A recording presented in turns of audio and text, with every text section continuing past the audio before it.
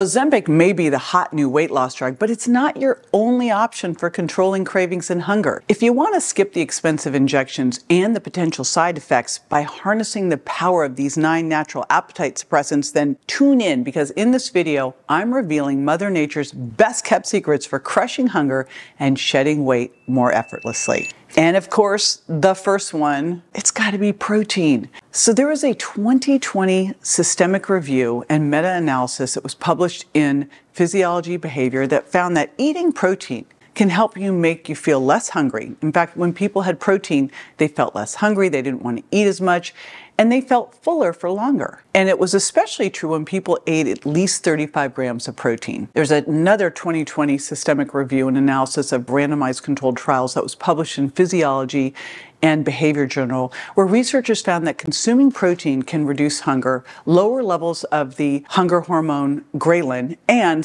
increase levels of appetite-suppressing hormones like CCK and GLP-1. So, I mean, there's massive amounts of research out there showing the positive effects of protein as a way, is basically kind of like nature's Ozempic. Plus, remember, not just is it doing this, is it improving both satiety and cravings.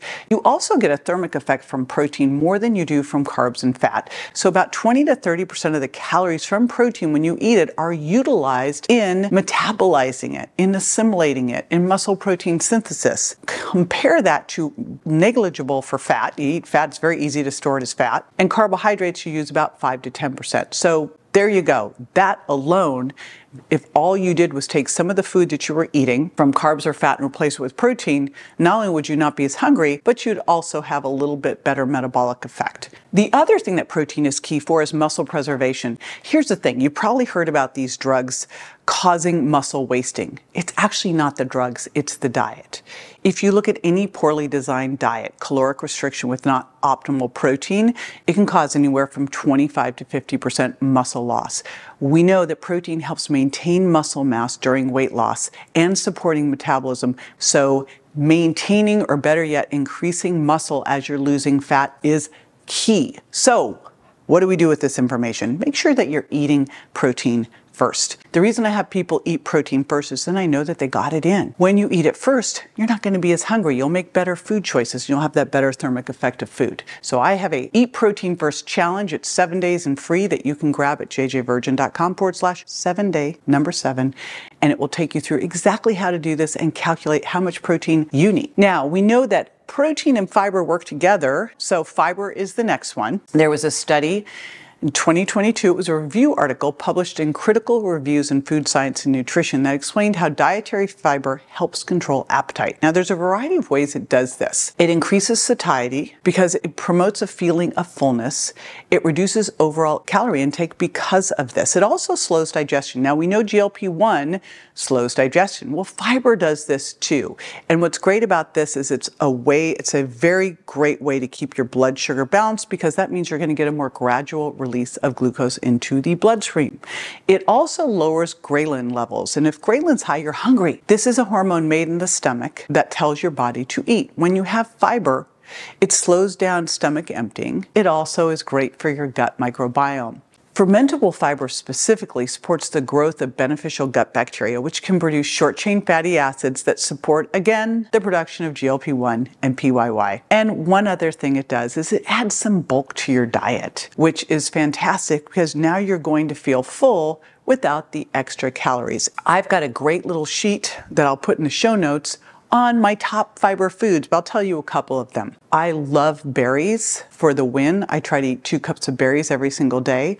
Legumes can be another great one. And one you might not have thought about that's really great in fiber, avocado. So not only is avocado got great fats and it's got glutathione, it's a rich fiber source too. So look at how you can get your fiber levels. Turns out the average American's eating somewhere in the 5 to 14 grams a day. We want to be hitting 30 grams and up. Look how you can do that. And if you're using the Cronometer app, which I love to do, you can actually track your fiber intake too.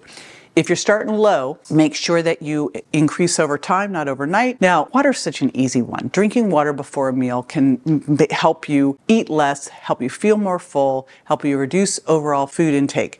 Now, I will tell you, full disclosure, one of the things I've changed my mind on is I used to tell people, do not drink water during the meals because it can impair digestion and lower stomach acid. Not true. Reversed my opinion on this when I went and dug into all the research. It turns out that it's the opposite. Water can help break down food. It can allow for better absorption of nutrients and slow down digestion. But if you're drinking any high-calorie drinks, just swap it out with water or sparkling water. And I love my sparkling water, and I'll throw in some of my Electro Replenish, and it just tastes like a soda. And that is how you can reduce your overall calorie consumption, and you won't miss it. So often, we are not hungry, we're thirsty. It's like we've got this overactive hunger mechanism and an underactive thirst mechanism. So always try drinking water first.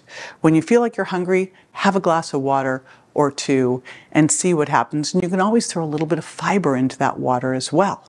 Because one of the cool things with water is you got no calories there. Water is going to add volume without the calories, right? So you'll feel full without having added in extra energy. Now, something that I've become a little bit obsessive on is allulose, mainly because I met the guys who created RX Sugar, and they showed me all the research on this amazing rare sugar. So allulose is this low-calorie sweetener, and what's cool is it doesn't raise blood sugar, so you don't get the calories, you don't raise blood sugar. In fact, it actually has the opposite effect. It's really interesting what happens with RX Sugar is you can take 10 to 15 grams of RX Sugar before you eat, and it actually can lower the blood sugar response to your meal. So there was a 2022 study that was published in the Nutrients Journal that found that allulose suppresses hunger-associated feeding in mice and inhibits hunger-promoting neurons, which could be great and possibly counteract obesity and diabetes. So I tell you what I'll do. I got all of their syrups. They have vanilla and chocolate and caramel. These are amazing. And they have plain. So sometimes I'll make like a mocha in the morning with my coffee, or I'll put it into my smoothie, so I get my 10 to 15 grams there. The other thing I like to do is they have these things called Swelthy snacks, and they are fiber and allulose. So a great thing for GLP-1 and dark chocolate. And that might be my little chocolate treat for the day. So give that one a try. And the dosing to get that GLP-1 effect is about 10 to 15 grams. You can also cook with it. So it's been how I've been making dairy-free cheesecakes and puddings and my avocado mousse. I've been using allulose. So give that one a try. Now, Akkermansia was the company Pendulum, and they did a lecture on Akkermansia. And the minute I heard this lecture, I was like, okay, this is in my regimen. So it is a probiotic strain that can promote the secretion of GLP-1. And I've been really thinking about this going, why are these drugs working so well? And could it be that we are not producing GLP-1 like we need to? Because GLP-1 does a whole host of great things in the body beyond just, the satiety signaling. Turns out that if you're insulin resistant, if you've got fatty liver, which we now know 25% of people do, most people don't know they do, if you've got any kind of poor metabolic health, you're obese, you will have impaired GLP-1 secretion. So this is one of those ways I look at it and go, you could rehab your gut using Akkermansia. It's got, beyond raising GLP-1, it's got a bunch of other benefits. It improves your gut barrier function, so it can help with leaky gut, it can lower inflammation, it can help get your gut microbiome healthy, and it can improve metabolic function and reduce fat storage. So I am all in on this one. I've been taking it since last December. There was a 2019 randomized, double-blind, placebo-controlled pilot study that was published in Nature Medicine that examined how taking Akkermansia muciniphila affected metabolic parameters like insulin sensitivity and body weight. And while the study didn't specifically focus on appetite control, the improvements in insulin sensitivity and reductions in body weight suggest that supplementation with Akkermansia might indirectly influence appetite by affecting metabolic processes related to hunger and satiety. Now, the other one that I started taking alongside Akkermansia, Calicurb. Turns out that in New Zealand, the government worked on this product for 10 years. They spent $30 million on this, And what they discovered was that it acted like a GLP-1, but it was short acting. This will work for a couple of hours, but a couple of hours is pretty amazing. So they had a 2019 randomized control trial that was published in Nutrients that found that taking these bitter hops extract, this is what they have the patent on, during a 24-hour water-only fast significantly reduced hunger. And those who took the bitter hops extract felt significantly less hungry during the later hours of fasting compared to those who took the placebo.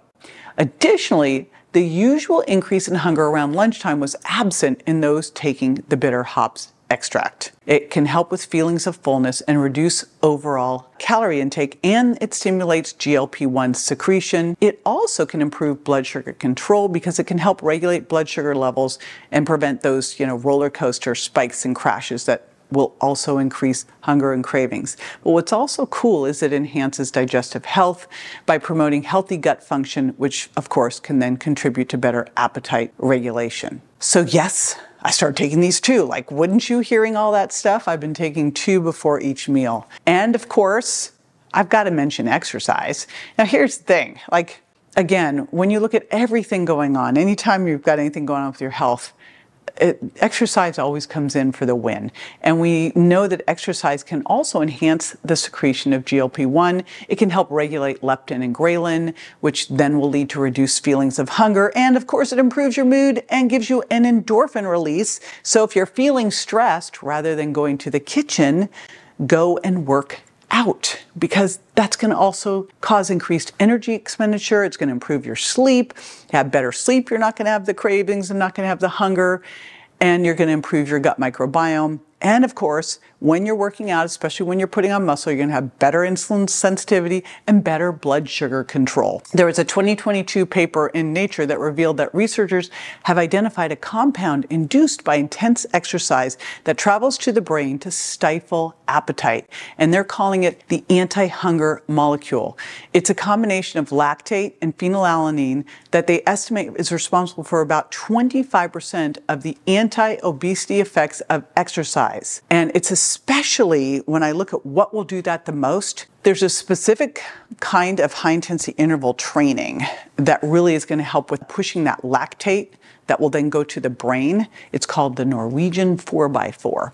So what do we do with this, with exercise? Well, I want you moving more and getting in those 8,000 to 12,000 steps every day, especially after meals. If you can't go out for a walk after meals, just do some air squats or push-ups. Suck that sugar that you ate into your muscles rather than storing it as fat, and that's going to get that nice, steady blood sugar response. And then, of course, resistance training. Not only is it going to boost your metabolism, it's metabolic spanks, but it also improves insulin sensitivity quickly. It's the fastest way to do it. Now, apple cider vinegar is such an interesting one. Right now, I'm working with someone helping them lose 200 pounds, and I have them doing 2 tablespoons every single day for the different reasons you're going to hear about. First of all, there was a randomized clinical trial that was published in the Journal of Functional Foods in 2018 and showed that 15 or 30 mLs of apple cider vinegar per day combined with caloric restriction over 12 weeks effectively reduced body weight, BMI, hip circumference, visceral adiposity, which is the most important,